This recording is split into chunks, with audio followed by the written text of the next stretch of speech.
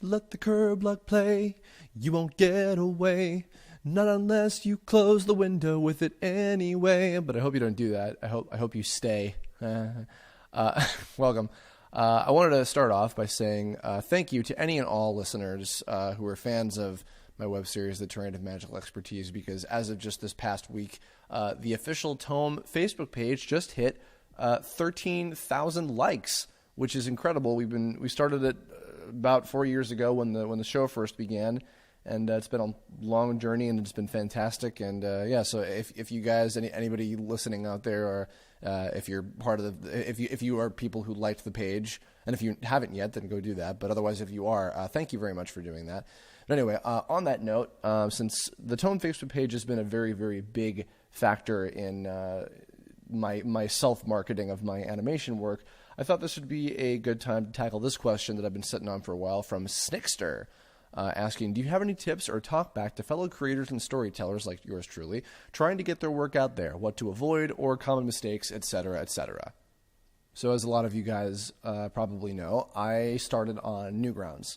A lot of my early stuff from, I would say, 2004 to 2000, let's say like 9 or 10 or so. Like Newgrounds was my main place of putting out my work and marketing myself and doing everything that it is that I do. But that said, it was while it wasn't the greatest platform for marketing. It taught me a lot. And I'll start with that, but also just because I haven't done one of these like advice-centric Kirblogs in a long time.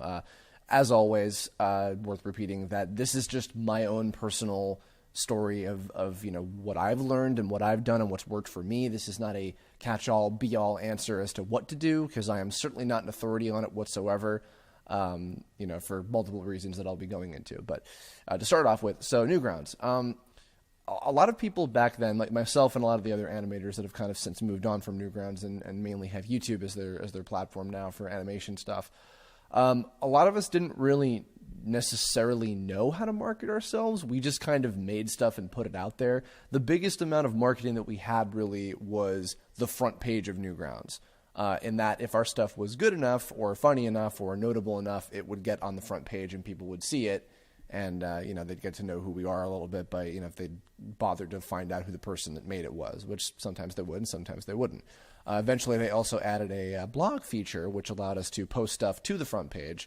I think that you needed to have, like, a certain number of things you'd submitted or, like, a certain amount of views or something to have your pages, your posts put on the front page, I believe, something like that. But either way. Yeah, so there was that, and the other thing, too, was because of, this is something, because we had a scoring system for the amount of views and the score that we would get or whatever, for getting the most amount of attention. So often what we would do is wait to submit videos, any kind of cartoons or games or whatever, until midnight, so a new day would start and you would get the maximum amount of time for people to vote, and give you ratings and reviews and views, etc., for a solid day. So that way, because in addition, they would also post, these are the top 5 movies for today. And then if say you were the number 1 of whatever that day was, then that would get attention.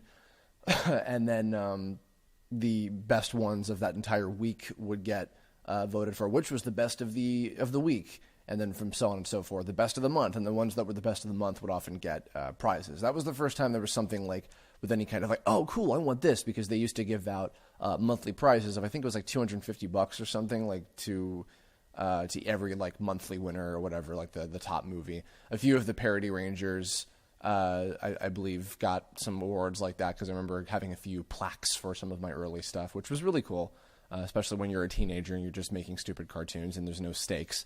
The biggest thing that I learned, particularly from my time on Newgrounds, though, in terms of marketing myself now, is I learned about interaction with the community. Particularly in the case of Newgrounds, the people who were watching my cartoons, both who were just, casual viewers and eventually fans, as well as my colleagues, like other animators and other creative people that I knew. The interaction with said people came mainly from 2 places. The reviews, which you could directly respond to, and more so the blog posts where anybody could comment. You could basically have a back and forth conversation of some kind. I guess the kind of double-edged sword, and I mean it's still kind of the case with YouTube, but I guess in Newgrounds it was a matter of like, typically people would take more time to write out of like a bigger comment because it was meant to be a review and not just a comment, which could be anything more or less. But comments just became kind of all catch-all, so I understand why YouTube went that route. But either way, the kind of double-edged sword of Newgrounds is that people were very blunt, sometimes to the point of just being not very nice, because they would voice their opinion. If they didn't like something, then they would let you know, and not only by their actual opinion of whatever it was, but also by the rating, or lack thereof that they would give you. So there was that, and then also with the blog posts, that was more so a case of where like people who were following your work that were fans of your stuff, were people that were wanting to know about when new stuff was going to come out and expressing their excitement and etc. And then and everything in between too. Sometimes there would be people on there who, and vice versa. In the case of reviews, people would be like, "Hey, you did a really good job on this particular part here," or "Oh, I'm pissed off because of this thing, and I'm going to let you know about it in the comments here." For better or worse, that was my first kind of exposure to that. And I think also, I mean, this is a little bit off topic, but it's still relevant. The Newgrounds was a good training ground for me. Good. You can close the window now. Anyway, it was a good training ground for me in the sense of it was the harshest I had ever really seen people. I mean, because I was picked on as a kid. Oh no, boohoo, whatever. Join the fucking club. But Newgrounds as well, like people were very personal about shit sometimes. So because of that, I had that as a firm grounding of like, okay, I'm prepared for anything. So it's funny because now when I hear people, other animators and creators and YouTube people now being like, oh, I can't read the comments, dude, it hurts too much. I'm just like, whatever. Come on, like you should know that this is how it goes. It's the fucking internet. It's a double-edged sword. It's the greatest creation ever, and yet it's the worst thing ever, all at the same time. But either way, yeah. So I digress. My point is that taught me a lot about interaction with a community, and more so specifically the people who were giving enough of a shit to be invested into the stuff that I was producing. Especially because by the time, Parody Rangers was still pretty basic entertainment of just like, oh, it's funny, hope you like it, share with your friends or whatever. But, it was beginning to build a story and people were remembering who the characters were and they were getting attached to some stuff of it and, the Nintendo collabs and all that. So then when I finally started working on something that had a continuing story, which was the case for Tome, and TTA, I had a little bit of this experience, but it was very, very small. It was pretty much allocated to like comments on DeviantArt uploads, or at best, I think like, or there was a forum that I went to called the Fallout Shelter. Anybody remember that? Anybody? Probably not. But it was a forum thread on the Fallout Shelter where, great name too, by the way, where fans would react to the newest episodes and stuff like that. But yeah, either way, so there was a little bit of that, but it was very, very minimal. More of what I got out of that was from my Newgrounds days. But anyway, carrying on. So when I started working on Tome in the summer of 2011, beginning the pre-production, I finally started a Facebook page for the show specifically. Now, a lot of you guys notice I don't have a likable Facebook page for myself as Chris Kerberford, Neosi, Flash animator, creator, writer, voice actor, whatever the fuck. I don't have that because I would rather people focus specifically on the content I'm making and not necessarily myself.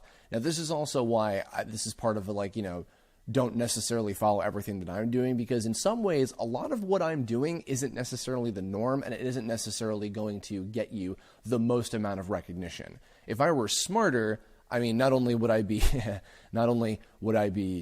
say, in terms of self-marketing, I'm talking about specifically, not only would I be marketing myself more as me, like this is a creation by Chris Neosi, lol, I would also be doing stuff that would probably be garnering more views, like more video game parodies or more voice actings or whatever, but that's a whole nother subject, which I've probably already gone into of that. I want to do something that I am personally enthusiastic about, and I want to do a long-form story with characters that you can invest yourself into. So that said, that is a more niche audience that requires a lot more finessing and a lot more specific types of attention.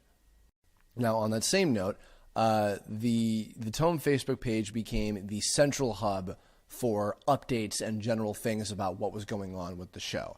And what I have tried to do and what I continue to do is I try to have an update on the Tome Facebook page just about every single day. Sometimes I can't. Sometimes there's a couple days or maybe just a day in between where I don't have anything to update with. Thankfully, because I'm currently, at the time that I'm putting this Kirblog out, I'm producing 4 videos every single week, and I update every time I have a new video, whether it's tone related or not. Thankfully, 2 of the ones of the 4 that I'm producing every week now are tone related because it's all the behind the scenes stuff.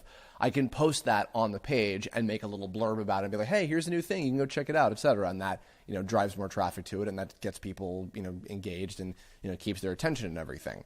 The other things too is that on the off days, I can do stuff like just general updates about things. I can ask people questions about, hey, what is your favorite this and that. I used to do polls for like, oh, what's your favorite character? What's your favorite episode? What's your favorite whatever, And sometimes I would update with fan art, which I tried to space out as much as I could. There was so much that came out of the last episode that recently came out that I had to give like way bigger chunks with it, but yeah. So I try to make sure that I would update it every single day, so that way they'd be seeing the Tome page on their feed every day with just something to remind them of it and to keep them engaged and to keep them interested, because that was important for having the whole thing work more or less. And it worked really well because, even though it's not in like the million, I mean, then again, none of my stuff is in the millions, and that's perfectly fine. And because on that same note, since my stuff is it's still a niche kind of audience, it's still a niche kind of thing because, again, most stuff on the internet that does really well is very short, very quick, very funny, very viral. Tome is not along those lines. And there's very, very, very few shows like Tome on the internet that do all of that well to begin with. In terms of like having a shared universe, like a continuing story with characters that you can memorize and get invested into, you know what I mean?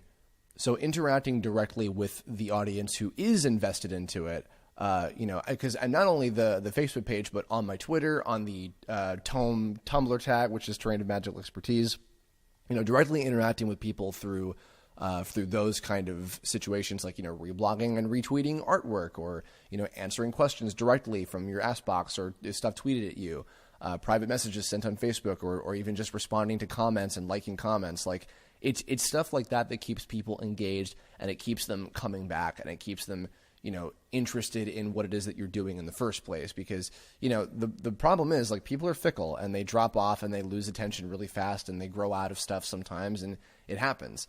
And, it sucks, but it's the way it is. And, I'm sure all of us probably can relate to that because we've all been there with different things that we like and then don't like anymore, or, what have you.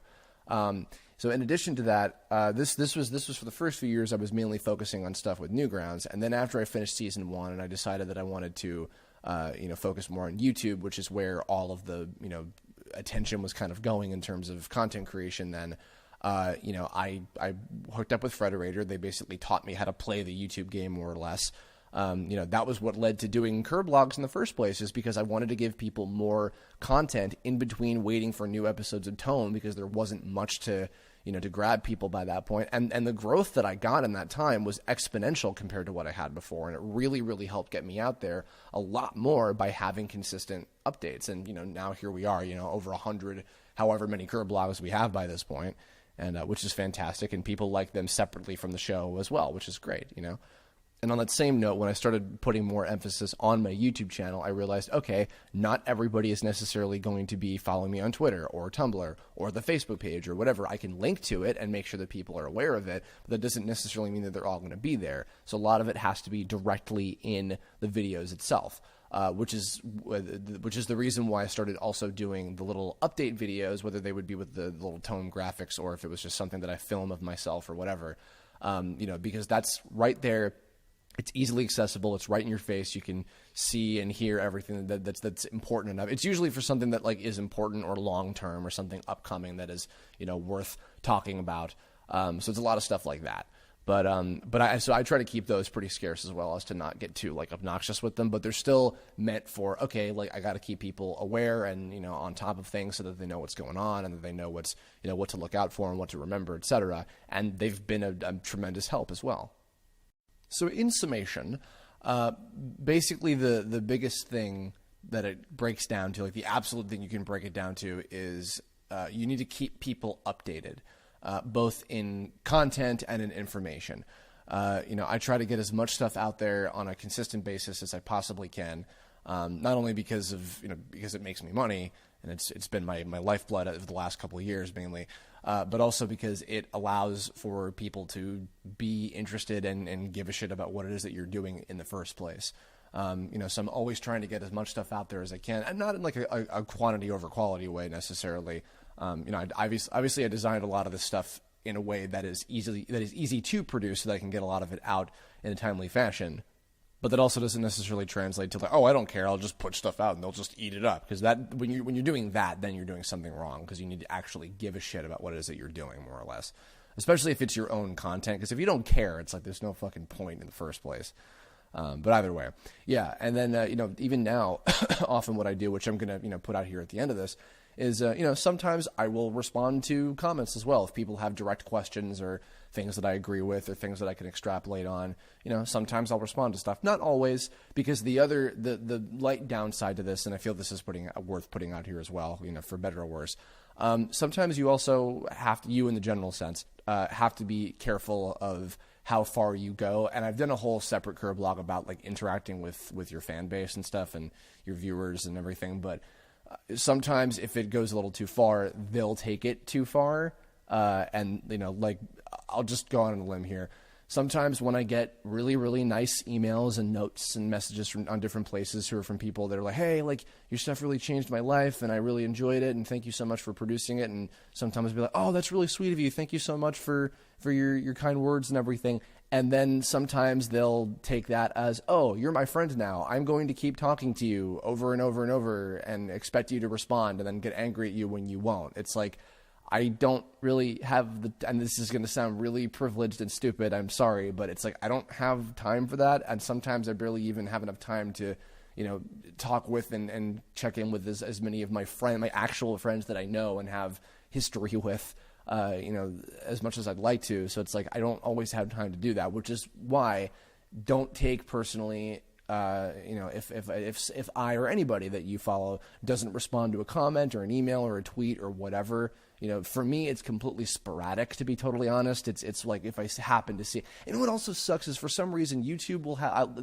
I don't know why. Somebody please fucking explain this to me. When somebody will post a comment, it always just so happens to be when somebody has a question and I want to answer it, and they don't allow me to respond to it. Like, just the reply button doesn't fucking exist. I have no idea why. Maybe it's something to do with Google Plus. I have no idea, but it aggravates me. So I apologize for that.